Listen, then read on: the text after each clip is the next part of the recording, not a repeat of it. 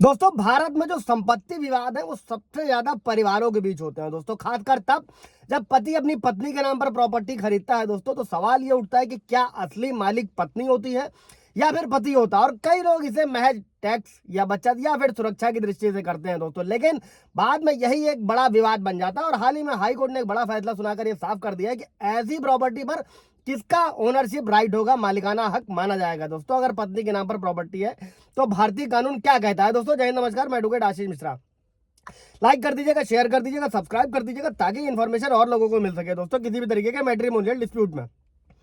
दोस्तों ये जो कानून है बेनामी ट्रांजैक्शन, ये 1988 में बनाया गया था और इसके तहत किसी और के नाम पर संपत्ति खरीदने पर सख्त रोक है दोस्तों। लेकिन इसके कुछ अपवाद भी है, जैसे पति अगर अपनी पत्नी के नाम पर प्रॉपर्टी खरीदता है तो ये बेनामी संपत्ति नहीं मानी जाती है। और कानून में क्या कहा गया है दोस्तों, अगर पति अपनी कमाई से पत्नी के नाम पर संपत्ति खरीदता है तो वो बेमानी नहीं है। लेकिन जब तक ये साबित नहीं हो जाता है कि पैसा पति ने दिया है और संपत्ति सिर्फ नाम मात्र के लिए अगर पत्नी के नाम पर है, तब तक पत्नी को ही मालिकाना हक माना जाएगा दोस्तों। अभी क्या था हाईकोर्ट का मामला, इसको भी समझ लेते हैं दोस्तों। हाई कोर्ट में केस आया था जिसमें पति ने अपने पत्नी के नाम पर मकान खरीदा था और पति का दावा था कि उसने अपनी मेहनत की कमाई से मकान खरीदा है, इसलिए उस पर असली मालिक जो है उसका हक पति का है।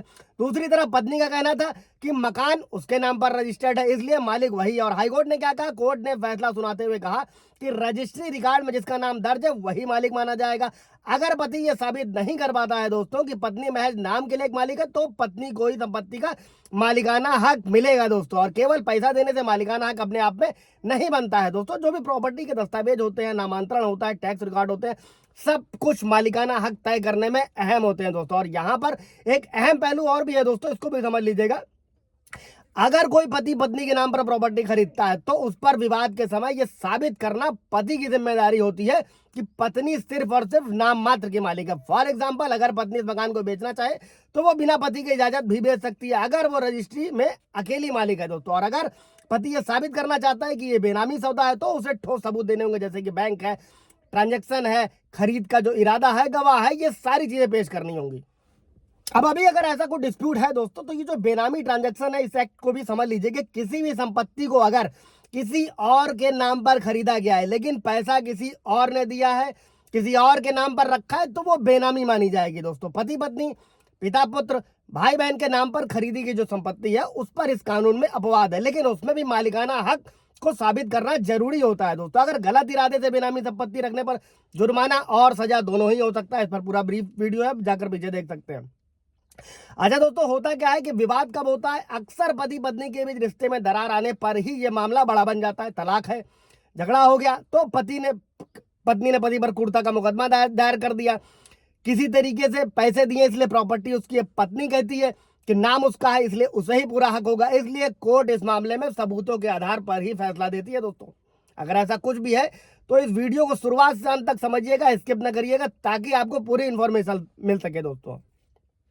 अभी ऐसी किसी भी सिचुएशन में प्रॉपर्टी विवाद से बचना कैसे है दोस्तों। सबसे पहले तो पति पत्नी को रजिस्ट्री के वक्त जो मालिकाना हक का है वो सही दस्तावेज तैयार करना चाहिए। सबसे पहले ज्वाइंट ओनरशिप में दोनों के नाम पर प्रॉपर्टी खरीदे, बैंक है, ट्रांजैक्शन है, जो पेमेंट है, रिकॉर्ड है, उसको क्लियर रखें। अगर मकान नाम मात्र के लिए पत्नी के नाम है तो रजिस्ट्री में यह बात नोट करवा दें। वसीयत अगर बनाकर रख रहे हैं ताकि भविष्य में कोई झगड़ा ना हो।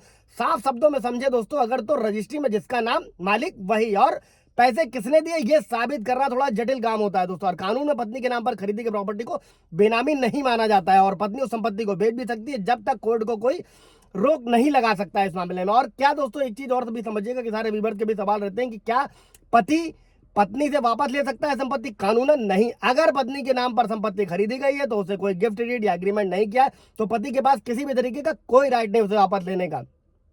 हाँ, अगर साबित हो जाता है कि धोखा हुआ है, फ्रॉड हुआ है, कोर्ट में मामला उठाया जा सकता है। और हाई कोर्ट के हालिया फैसले से यह साफ हो गया है, अगर पति ने पत्नी के नाम पर संपत्ति खरीदी है तो मालिक वही होगी जिसका नाम रजिस्ट्री में लिखा है दोस्तों। इसलिए ऐसे मामलों में, ऐसे विवादों में बचने के लिए दस्तावेज और सबूत मजबूत रखें। अगर आप भी अपनी पत्नी के नाम पर प्रॉपर्टी खरीदने जा रहे हैं तो यह बात जरूर रखें, कानूनी सलाह लें, ज्वाइंट ओनरशिप रखें और ट्रांजैक्शन को क्लियर रखें। और जरूरत पड़े तो गिफ्ट डीड और एग्रीमेंट बनाएं ताकि आने वाले समय में कोई भी विवाद ना हो और घर परिवार की शांति बनी रहे। कोई सवाल जवाब होगा इससे रिलेटेड दोस्तों तो पूछेगा। Thank you.